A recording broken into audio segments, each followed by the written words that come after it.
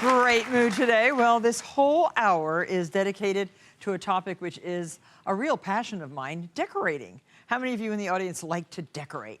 Yes, good. Well, decorating really is a reflection of your own personal style. And all my houses, since I had my first house, have been a real source of inspiration for many of our stories in our magazines. From my former home at Turkey Hill to my farm that I live at now in Bedford, to Skylands in Maine and my home in East Hampton, I just love the challenge of decorating.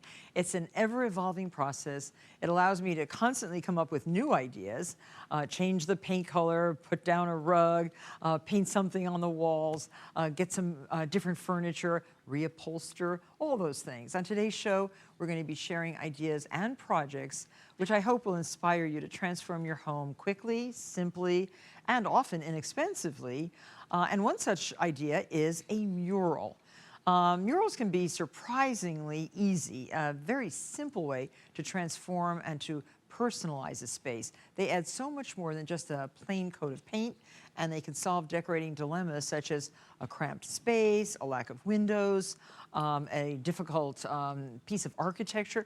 With just a few materials and a little courage, you can paint a mural, which will transform a room. And here to show us how is artist Eric Beare. Please welcome Eric. Hi, Eric. So come on over here.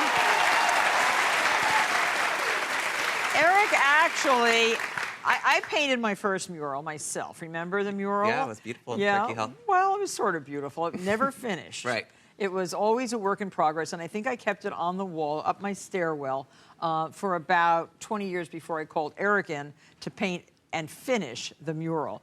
The wall was very plain when we painted over the mural. Here you can see it, just awaiting the more professional artistry of a real itinerant painter, sort of in the style of Rufus Porter. And that's what Eric actually created for me. I wanted a kind of gray-brown, a grisaille, and he did an amazing job. So Eric's going to show us the process of how he created this mural. So what's the first step?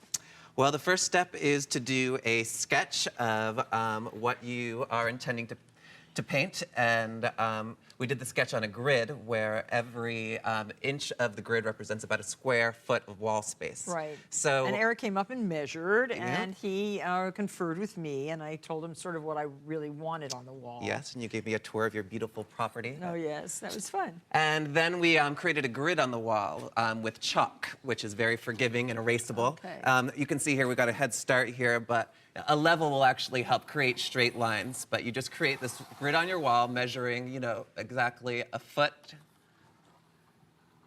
for each one of these squares here.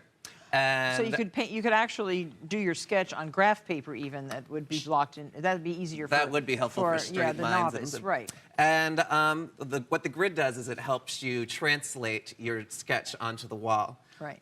You just correspond to every square block on here to your square foot of wall space. So here's an imaginary body of water, but really Long Island Sound for me at Turkey Hill. Yes, it was. And here's the little farmhouse with the little fence and the, are those sheep? Grazing cattle. Oh, those are grazing cattle, little cattle. My sailboats, which were non-existent. But murals are fun. You can really play around with the subject matter. Yes, they are. Yeah.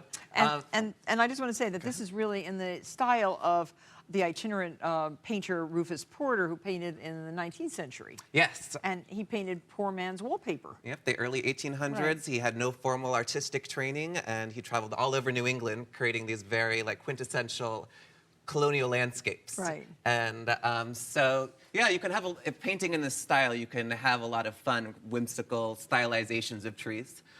So, corresponding to our sketch, I've already done this here, but you just create the outline of your mountains and hills in the background, which is the first thing you'll be painting.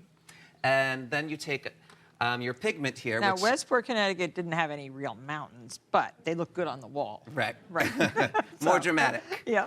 And we diluted the pigment. Here in Turkey Hill, we chose a sepia tone, grisaille sepia. Here's more of a blue-gray we chose.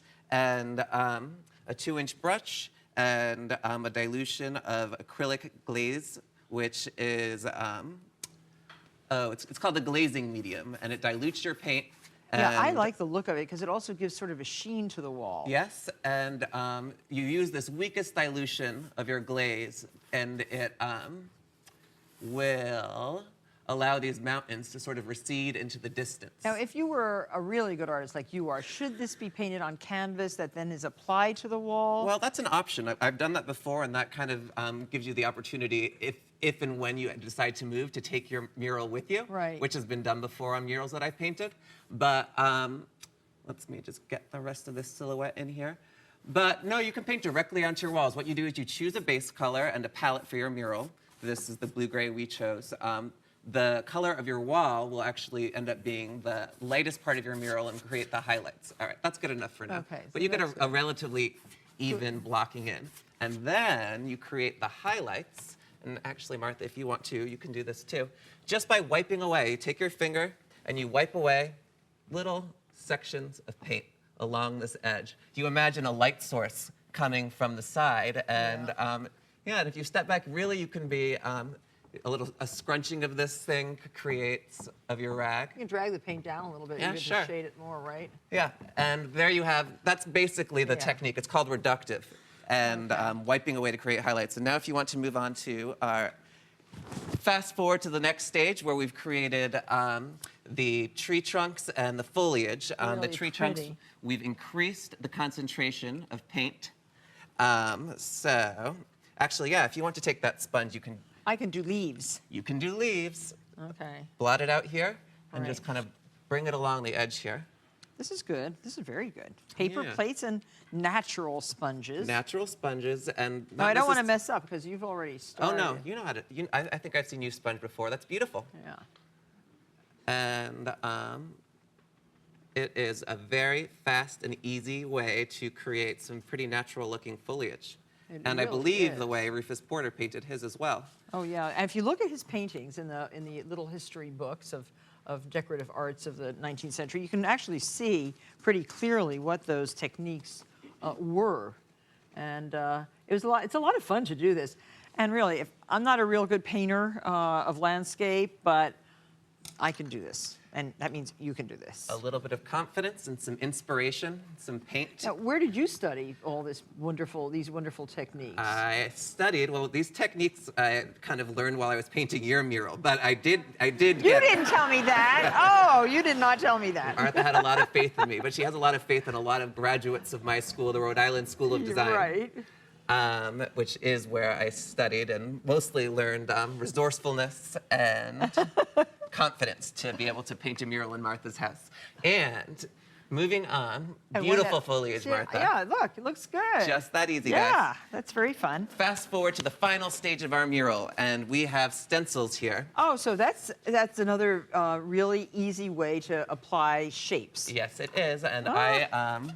these stencils are actually available on your website. So we have pouncers, Yes, we have pouncers. You can blot that a little flat bit. brushes that are flat bottomed like that are called pouncers because you pounce. All right, so let's, Yeah. I've got some grazing cows here. Martha's gonna pounce in this house, which I've already done a white silhouette of.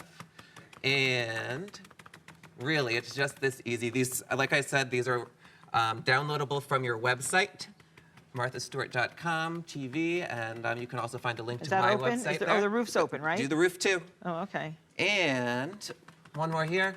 I want to take this off and show the result. This is so much fun. Yeah, See, sailboats, houses. I'm lost in here already. I want to stay and paint the mural all I know over you do. again.